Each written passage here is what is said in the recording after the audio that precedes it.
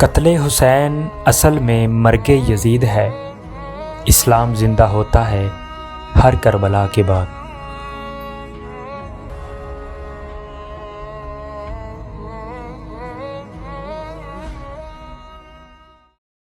جس وقت حضرت حسین رضی اللہ تعالی عنہ پیاس سے مجبور ہو کر دریائے فرات پر پہنچے اور پانی پینا چاہتے تھے کہ کمبخت حسین بن نمیر نے تیر مارا جو آپ کے دہنے مبارک پر لگا۔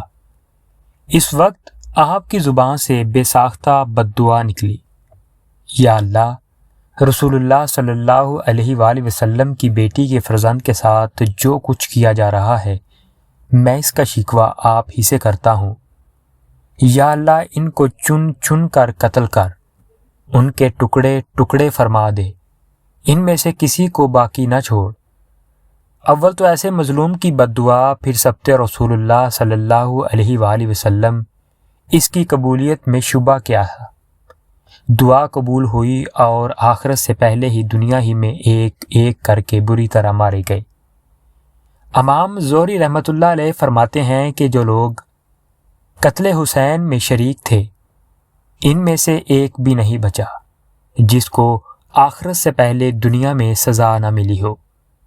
کوئی قتل کیا گیا، کسی کا چہرہ سخت سیاہ ہو گیا یا مسخ ہو گیا، یا چند ہی روز میں ملک سلطنت چھن گئے، اور ظاہر ہے کہ یہ ان کے اعمال کی اصلی سزا نہیں بلکہ اس کا ایک نمونہ ہے جو لوگوں کی عبرت کے لیے دنیا میں دکھا دیا گیا ہے۔ معزز سامعین، سبت ابن جوزی رحمۃ اللہ علیہ نے روایت کیا ہے کہ ایک بوڑھا آدمی حضرت حسین رضی اللہ تعالیٰ عنہ کے قتل میں شریک تھا۔ وہ دفعتاً نبینہ ہو گیا تو لوگوں نے سبب پوچھا۔ اس نے کہا، میں نے رسول اللہ صلی اللہ علیہ وآلہ وسلم کو خواب میں دیکھا کہ آستین چڑھائے ہوئے ہیں، ہاتھ میں تلوار ہے اور آپ کے سامنے چمڑے کا وہ فرش ہے جس پر کسی کو قتل کیا جاتا ہے، اور اس پر قاتلان حسین میں سے 10 آدمیوں کی لاشیں ذبح کی ہوئی پڑی ہیں۔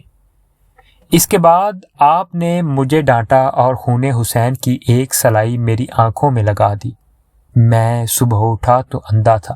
نیز ابن جوزی نے نقل کیا ہے کہ جس شخص نے حضرت حسین کے سر مبارک کو اپنے گھوڑے کی گردن میں لٹکایا تھا، اس کے بعد اسے دیکھا گیا کہ اس کا منہ کالا تارکول ہو گیا۔ لوگوں نے پوچھا کہ تم سارے عرب میں خوش و روح آدمی تھے، تمہیں کیا ہوا؟ اس نے کہا کہ جس روز سے میں نے یہ سر گھوڑے کی گردن میں لٹکایا، جب ذرا سوتا ہوں 2 آدمی میرے بازو پکڑتے ہیں اور مجھے ایک دہکتی ہوئی آگ پر لے جاتے ہیں اور اس میں ڈال دیتے ہیں جو مجھے جھلس دیتی ہے، اور اسی حالت میں چند روز کے بعد مر گیا۔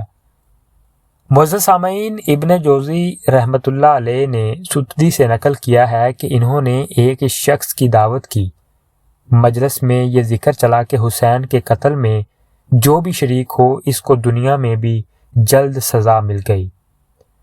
اس شخص نے کہا کہ بالکل غلط ہے، میں خود ان کے قتل میں شریک تھا، میرا کچھ بھی نہیں بگڑا۔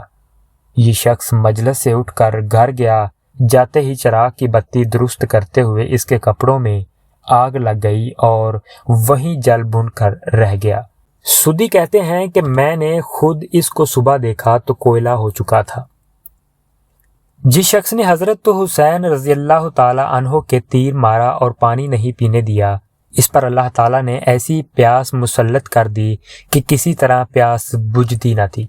پانی کتنا ہی پی جائے پیاس سے تڑپتا رہتا تھا، یہاں تک کہ اس کا پیٹ پھٹ گیا اور وہ مر گیا۔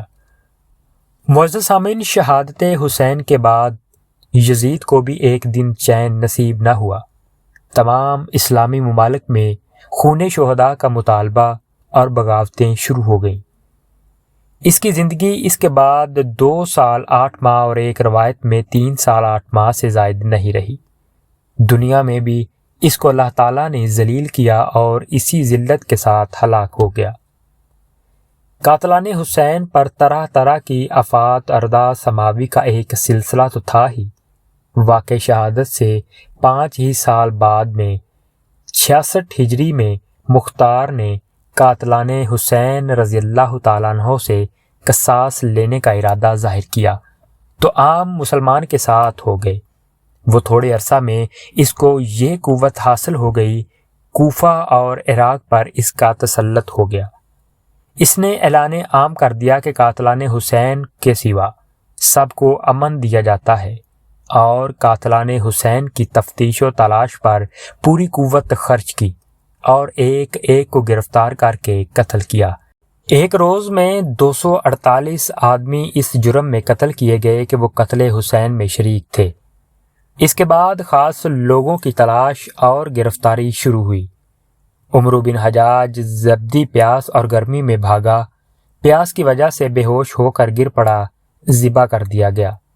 شمر ذی الجوشن جو حضرت حسین رضی اللہ تعالیٰ عنہ کے بارے میں سب سے زیادہ شکی اور سخت تھا، اس کو قتل کر کے لاش کتوں کے سامنے ڈال دی گئی۔ عبداللہ بن اسید جہنمی، مالک بن بشیر بدی، حمل بن مالک کا محاصرہ کر لیا گیا۔ انہوں نے رحم کی درخواست کی۔ مختار نے کہا، ظالموں، تم نے سبت رسول اللہ پر رحم نہ کھایا، تم پر کیسے رحم کیا جائے؟ سب کو قتل کیا گیا، اور مالک بن بشیر نے حضرت حسین کی ٹوپی اٹھائی تھی، اس کے دونوں ہاتھ دونوں پیر قطع کر کے میدان میں ڈال دیا اور وہ تڑپ تڑپ کر مر گیا۔ عثمان بن خالد اور بشیر بن شمیت نے مسلم بن عقیل رضی اللہ تعالیٰ عنہ کے قتل میں اعانت کی تھی، ان کو قتل کر کے جلا دیا گیا۔